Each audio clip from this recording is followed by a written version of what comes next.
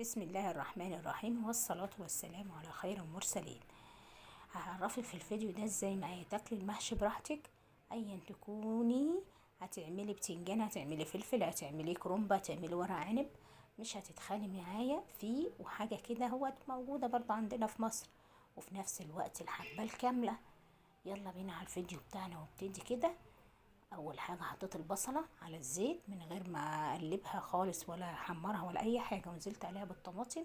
المحشي ده كمان بينفع للحموضه، الناس اللي هي الحموضه بتتعبها، ان انت تعملي المحشي ني في ني، كله كده ني في ني، وتوابلك اللي انت بتحبيها.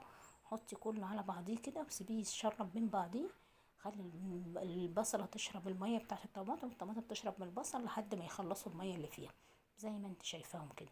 كده خلصوا، هطفي عليهم وهنروح بقى ايه نشوف هنحط ايه في الخلطة بتاعتنا. يلا بينا.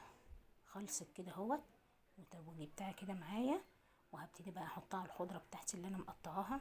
شوف انت بتحبي الخضرة قد ايه كده وحطي، والنوع اللي انت بتحبيه. طبعا بتحطي الثلاث انواع معروفين، والتوابل اللي انت بتحبيها، مع الاساسيات الفلفل والكمون والكزبرة، الفلفل الاسمر والملح طبعا. وفي ناس بتحب تحط بهارات محشي، وناس بتحط قرفة، اللي انت عايزاه. وقلبه كله كده ببعضيه، امسكيه كده اخلطيه، ودوقي الحقيقة بتاعك، شوفيه محتاج ملح ولا مش محتاج. بتسيبيه حادق سيكة كده عشان لسه هتنزلي ايه بالمادة النشوية. ايه المادة النشوية النهاردة؟ مش الرز، الفريكي أمورة. هتجيبيه وتروحي غسلاه فورا ما هتحطيه، يعني ما تغسلهوش وتركنيه كده وينفش، لا احنا مش عايزينه، عايزينه يتشرب من الخلطة.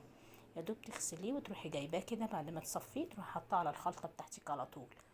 ما تركنهوش على جنب بقى وينفش من المية، لا، ولا تسيبيه في مية. تروحي جايباه ايه، تغسلاه كده يشرب من الصوص اللي في الصلصة دي زي ما هو كده. متقلبهوش على النار عشان هو بيخش سوا. وهندخله على طول بقى في الحشو بتاعنا. الحشو بتاعنا النهارده حشيه فلفل. شوفي انت حابه تحشيه ايه. هتاكلي مني قد ما تاكلي، لا هتقولي تخن ولا هتعرفي تفرقي ما بينه وما بين الرز. اولا بيبقى طعمه جميل جدا، يختلف طبعا، يختلف يختلف يختلف. زي كده ما بتاكلي الحمام بالفريك والحمام بالرز، ده مختلف عن ده.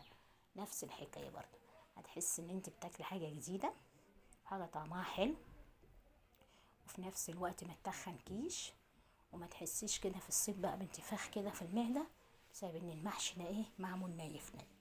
يا رب وصفتي تكون عجباكي. وانا خلصت الحله بتاعتي، وهروح بقى اسقيها بالشوربه وايه، واحطها على النار، واشوفكم في فيديو جديد.